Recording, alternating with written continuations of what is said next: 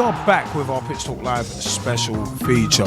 And seeing as it has been Black History Month, we have actually, on a general basis, been discussing discrimination in football as well as some other issues as well.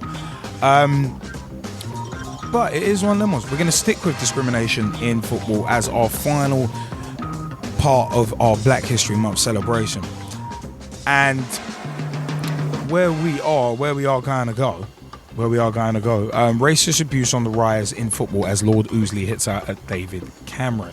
Now, this is from Thursday, September 3rd, 2015. Reports of racist and discriminatory language up 21%.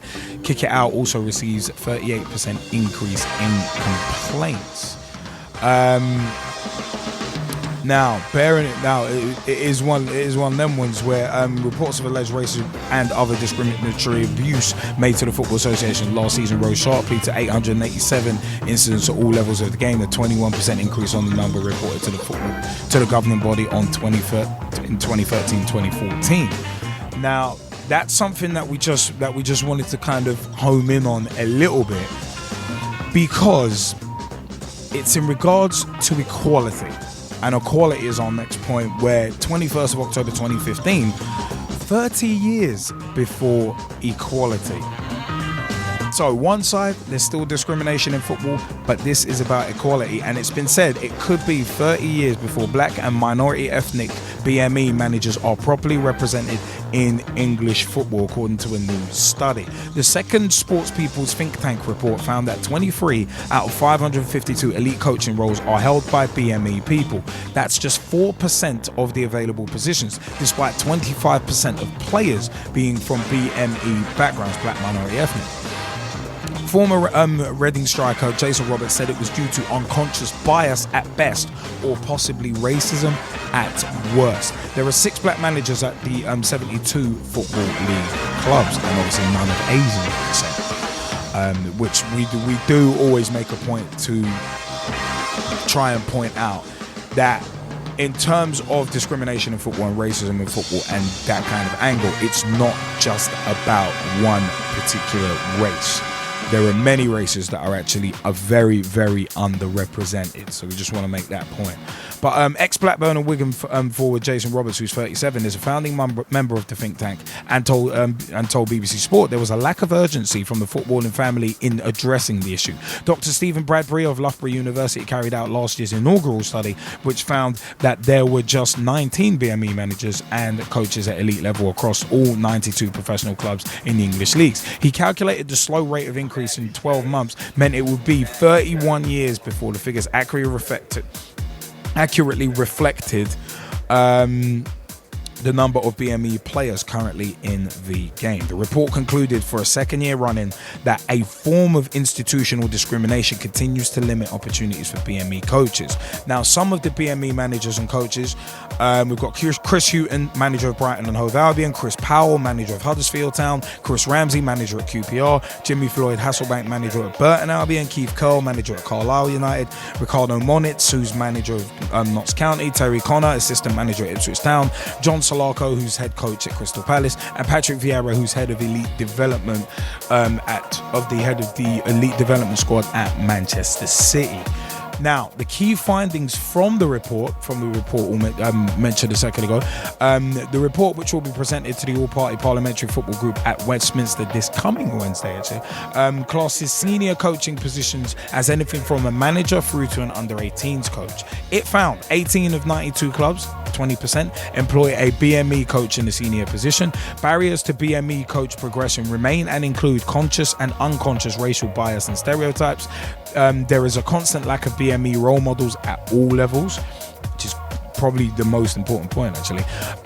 It will monitor the upward career mobility of a number of BME coaches in less senior roles, such as Richard Shaw at Crystal Palace, Eddie Newton at Chelsea, Ledley King at Tottenham, Darren Moore at West Brom, and Michael Johnson at Cardiff.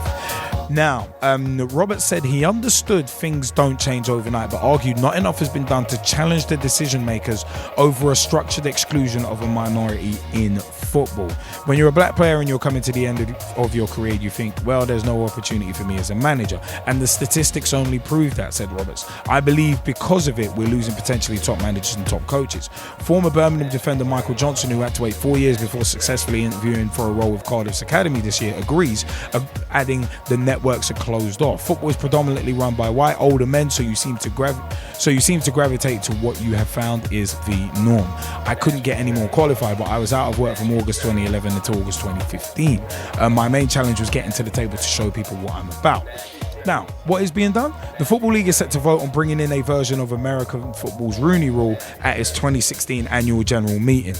We've discussed the potential of a Rooney Rule since 2010, actually. We do have an interview, youtube.com/Pitch Talk.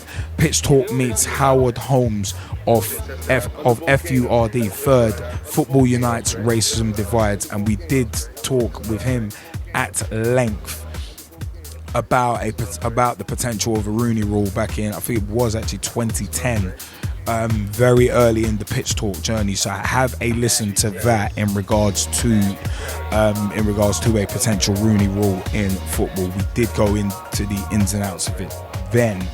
And we've also discussed it on shows afterwards as well. Professional Footballers Association Chief Executive Gordon Taylor has previously said football has a hidden resistance preventing black managers from getting jobs. Speaking about the Rooney Rule, Johnson added, hopefully this will start to make things easier for talented black managers who are qualified to get in front of chief execs and chairmen, just to show that they are capable of doing a fantastic job.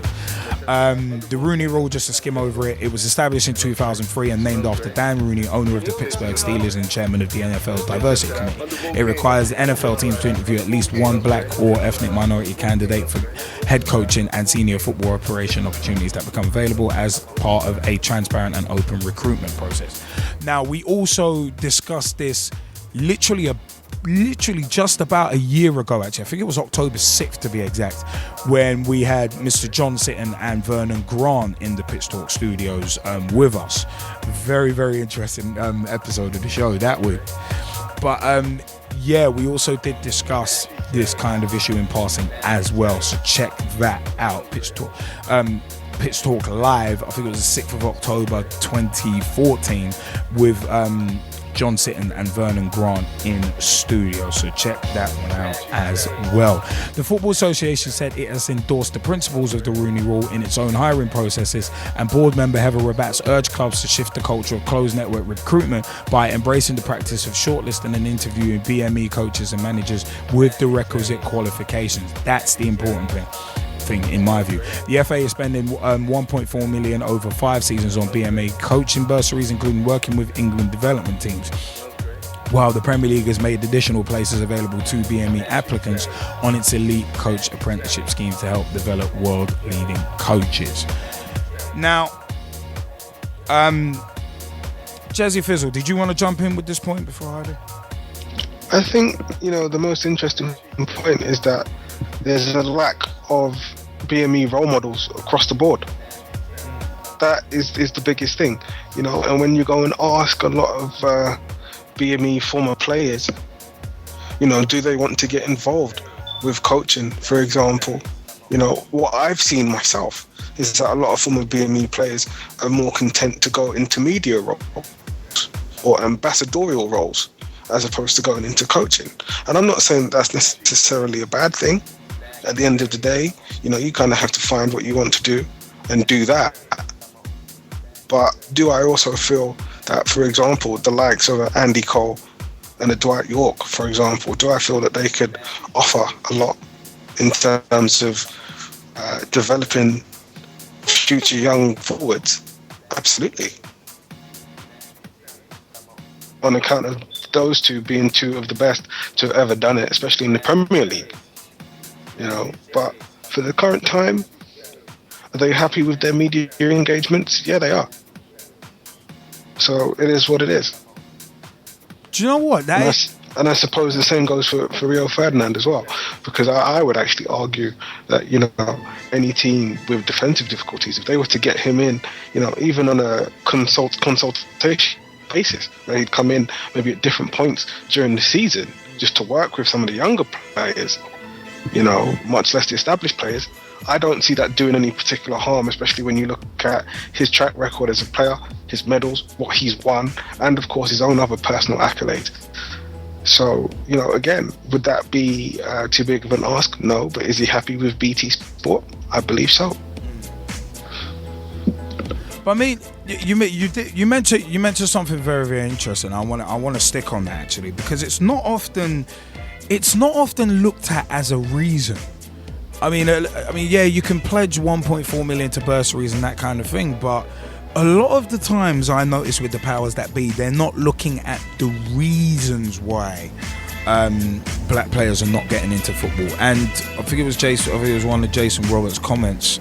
It might be Michael Johnson actually. But it's just in terms of, I want to get that quote up actually. Yeah, about getting opportunities. That is an interesting one. I mean, it is one of them where it's, yeah, that's one. Predominantly football is run by white older men, so you seem to gravitate to what you have found is the norm. Now, for me that's an interesting thing. And also what Heather Rabatz has said, that was said by Michael Johnson. And what Heather Rabatz said about when she was talking about urging clubs to shift the culture of closed network recruitment by embracing the practice of shortlisting and interviewing BME coaches and managers with the requisite qualifications. Now, I think it's one of them ones where it's like, a lot of the time all someone needs is an opportunity. A lot of the time. But if you're not getting those opportunities for whatever reason, or you don't feel those opportunities are attainable, that's something that needs to be addressed. Because the opportunities can be there, but if you don't feel that they're attainable because you're seeing what you think is the norm, then that's an obstacle in itself. And I think that's a seldom looked at obstacle that a lot of people kind of just don't want to talk about. They don't want to talk about the powers that be and who's running the game. Obviously, we do hear a lot, and you look at the FIFA situation and the UEFA situation to an extent as well. It's a case of you got a lot of these powers that be and the good old boy networks literally running and ruining the game. So if you see that kind of thing, if you see who's running and ruining the game, and you look at that and think, no, I don't want any part of that, I'd rather go into punditry. Or you see something like, say, Tim Sherwood getting sacked after 8 months, or Roberto Di Matteo getting sacked 4 months after winning the Champions League for a couple of bad results, then is it any wonder that underrepresented ethnic minorities are saying no? I would potentially rather not jump into that, because if other people are treating their own like that. Now I'm to quote Michael Johnson in terms of how he phrased predominantly football is run by white older men. If you see those people treating basically their own people like that, then what chance have you got being from a completely different ethnic minority? I think that's one area that people don't really look at because of partly I would say because of political correctness, and political correctness is a load of BS in my view. But I think that's one angle that a lot of people don't really look at. A lot of people want to look at the results and want to play blame games, want to put throw scapegoats under the bus. But a lot of people don't want to look at why and hit the real issue of why is this like this. That would be, I mean, a lot of people, it's a lot easier to complain than it is to formulate a solution. And I think it's one of them ones where a lot more kind of issues need to be looked at, like we did with Pitch Talk on the Road at Judan Ali's training session. we asked the question, what is Asian people, what is stopping them getting into football? Because there's a lot of things stopping them getting into football, period, let alone management. This is why I think certain people, I mean, like say Jason Roberts saying, oh, when you're a black player, it's a case of, it's not just, like I've said, I'm not a complete fan of the Rooney Rule, because it's very much focused, it's the way it separates black or minority ethnic. It requires NFL teams to interview at least one black or ethnic minority candidate. No, you bundle it into the same thing. If you're trying to be inclusive and get all ethnic minorities in, there's no need to put black and then ethnic minority candidate. Just put ethnic minority candidate. Yes, it's a generalization, but it's, as just basic phraseology, it is more inclusive. That's my take on it. Because it's one of them, because then it looks like that one group of people are getting preferential treatment, and this is not what equality is about. Equality is about everyone being on a level playing field and getting the same opportunities as everyone else, not giving one set of people preferential treatment to catch up with the others. Not, because then what about everyone else? That's where I see it. So I mean, for me, it's these good old boy networks that need to be broken down. And I mentioned earlier in the show, and it's funny that Heather Rabatz's name has come up again. She's such a great campaigner for equality, for men, for BME, for the BME community as well. She is a really great campaigner, because she doesn't shoot her mouth off. She legitimately thinks about what she says. I mean, embracing the practice of shortlisting and interviewing BME coaches and managers with the requisite qualifications. That's important. Requisite qualifications. They have to be qualified to be shortlisted. And that's how it should be. No matter what your colour, that's how it should be. And urging clubs to shift the culture of closed network recruitment. That is such an important sentence in and of itself as a quote. It's so important, because it is about shifting the cultures of the good old boy networks that are running the game. That's what needs to happen. Not giving one group preferential treatment over everyone else. Not just fast tracking people in and basically fast tracking people to make up numbers to make it look better. No, it needs to be a concerted effort. And cultures need to shift. But that's my take on it. I mean, if any of the Skypers want to jump in, let us know. Gezzie Fizzle, did you want to say anything to round out before we move on? No, I don't think I could really add to what you said, other than, to say that I'm in full agreement. I think at the end of the day, this is something that needs to be looked at in terms of, beginning to really broach the subject of equality. And that's really what we're talking about, just broaching it. Because to get there, as we say, there's going to be a lot of hard work in the middle. And if this is our starting point, then we know, as we said, that there has to be some work done. And that's not going to happen overnight. But the mere fact that we're able to start to have the discussions about it, that's a really good start. A really, really good start. And now it's about how we follow on from that with our actions. So what are we going to do to improve that?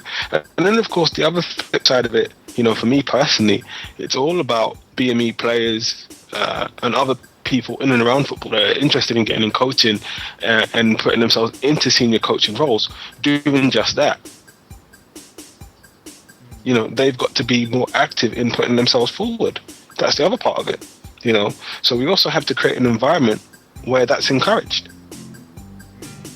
because without that, it doesn't work. Definitely. So, as I say, in terms of the building blocks to this process, there are quite a few of them. But, as I say, the fact that we're broaching the conversation anyway is good in terms of where we are and the starting point. And it can only lead to bigger and better things in the future in terms of, hopefully having more equality in that regard. I mean, as I said, I'm just hoping that I'm personally hoping that the powers that be are at least are at least skimming through our shows and listening to the discussions that we're having, because these are the discussions they need to be having as well. That's the thing. That's the thing that kind of really kind of grinds my gears. It's that we have these kind of discussions on a regular basis, but they need to be doing it too, because they're the ones in